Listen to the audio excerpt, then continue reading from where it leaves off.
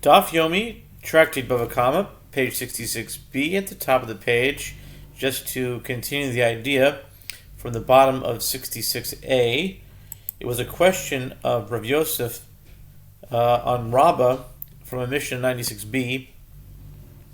The case is if one robbed another of leavened bread, of chametz on Pesach, and Passover elapsed in the meantime so that deriving benefit from it is prohibited. Now 66b at the top of the page with the words Omer lo harei shlocha lefanecha. The robber may nonetheless return the worthless bread to the owner and say to him, "That which is yours is before you, and no compensation is required." Rav Yosef states his objection, but in this case, once the time of the prohibition of leavened bread arrives, the owner certainly despairs of recovering his now worthless bread. And if it enters your mind to say that the owner's despair causes the robber to acquire the stolen item, why can he say to him, "That which is yours is before you"? He should be required to pay the owner full-fledged money rather than return the worthless food, as the bread now belongs to the robber. Rava said to him in response, "When I say that the thief acquires the stolen item upon the owner's despair of recovery, it is when this owner despairs and that thief wants to acquire the item. In this case, this one despairs, but that one does not wish to acquire the worthless bread." Abaya raised an objection to Rabbah from a Braita. The verse, "If his offering is a burnt offering of the herd," Leviticus 1:3, indicates that one's offering must be his offering, but not an animal stolen from another. What are the circumstances of the case referred to by the Braita? If we say it is dealing with a stolen animal that the robber consecrates and sacrifice before the owner's despair of recovery, why do I need a verse to teach this? It is obvious that this is disqualified, as one cannot even consecrate an animal that does not belong to him. Rather, is it not referring to one who seeks to consecrate and sacrifice a stolen animal after the owner's despair? And yet the Braita teaches that the animal cannot be consecrated by the thief. Conclude from the Braita that the owner's despair of recovering a stolen item does not cause the thief to acquire it, as if it belonged to him, he would be able to consecrate and sacrifice it. Rava said to Abai in refutation of this proof, "And according to your reasoning, consider that which is taught in the Braita. It is written with regard to a zav, a man who experiences a gonorrhea-like discharge, and whoever touches his bedding shall wash his clothes and bathe himself in water and be impure until the evening," Leviticus 15:5. This indicates that the bedding on which a zav lies can become ritually impure and impart impurity only if it is his bedding, but not if it is stolen bedding. What are the circumstances of the case discussed in the Braita? If we say that he robbed another of wool and made it into bedding, is there anyone who says that a physical change that results from an action performed to a stolen item does not cause the thief to acquire it? Rather, what have you to say? The Braita must be speaking of a case in which the Zav robbed another of bedding. So too, the previous Braita is dealing with one who robbed another of an offering already consecrated. The reason this animal does not atone for the thief is that a consecrated animal cannot be stolen and become a thief's property, as it belongs to the temple treasury wherever it is located.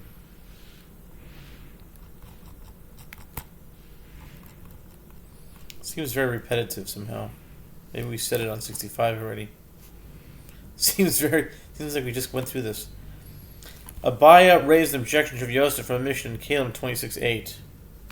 Oh my goodness, this is exactly what we went through. Maybe not. Let's see. Alright, we'll continue. We'll see what happens.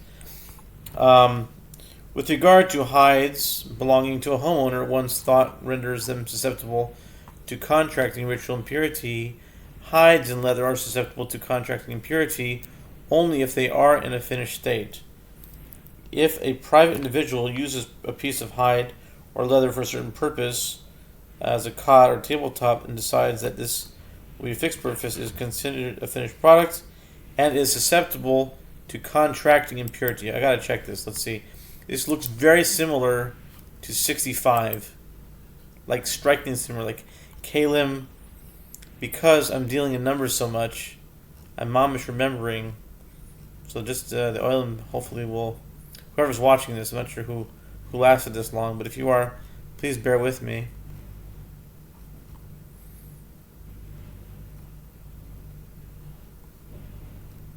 Um,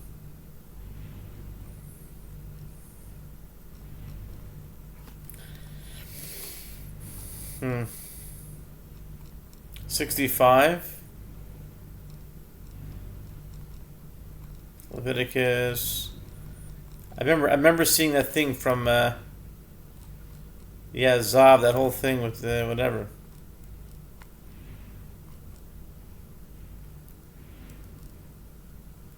Maybe it was on 64.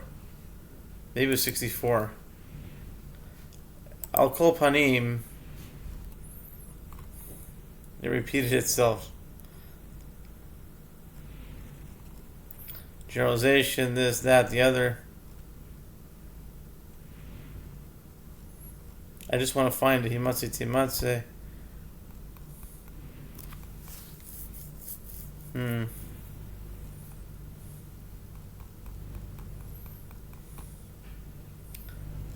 If I see Kalim 26, I'm just going to continue where I went from. I just remember that Kalim 26 thing.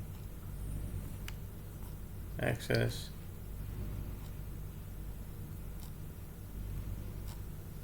It looks strikingly familiar.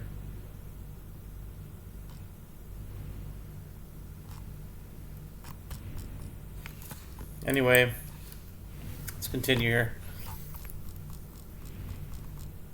Where are we holding? Okay. Let's continue on. As we learned, okay. How much time do we have here? Okay. All right, 66. A daf to remember. Let's continue on. Abai raised an objection to Rav Yosef from Mishnah in Kalim 26:8. With regard to hides belonging to a homeowner, one's thought renders them susceptible to contracting ritual impurity. Hides and leather are susceptible to contracting impurity only if they are in a finished state. If a private individual uses a piece of hide or leather for a certain purpose, a cot, a tabletop, and decides that this will be a fixed purpose, it is considered a finished product and susceptible to contracting impurity.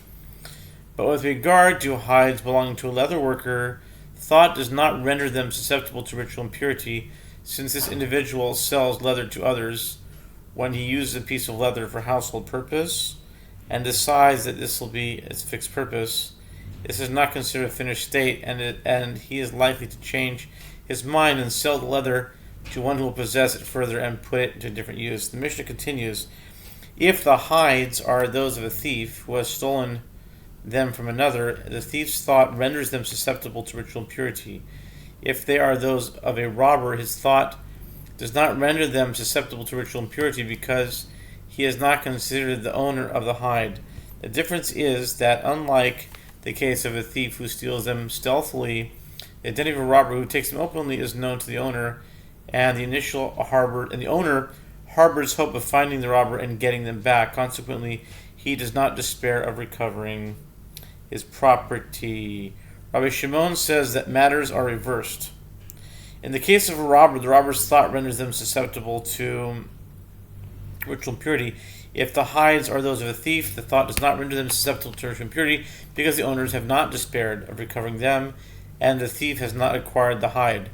Rabbi Shimon's reasoning is that a robber who seizes items brazenly is more difficult to criminal to apprehend and bring a thief to justice than a thief. Oh, man. I definitely read this.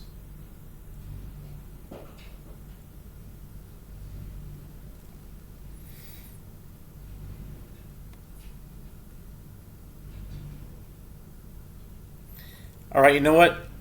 I'm just going to go with what it says. This says 66.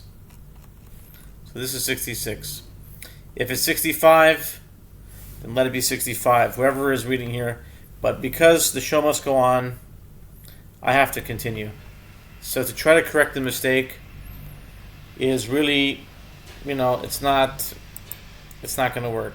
So for all the audience on YouTube, if you're following up to this point, my apologies. I have to make a disclaimer here and say, I think this material looks like I've read it already.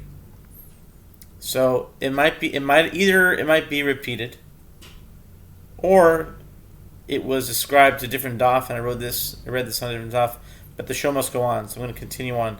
So this daf might be 65 or 66. A lot of it entropy. That might be a good thing. Anyways, let's continue here. Rav Hanan, Rabba bar Rav Hanan. I've done this already, man. This is too much the same. It's not just like a little bit repetitive. It's like exactly repetitive.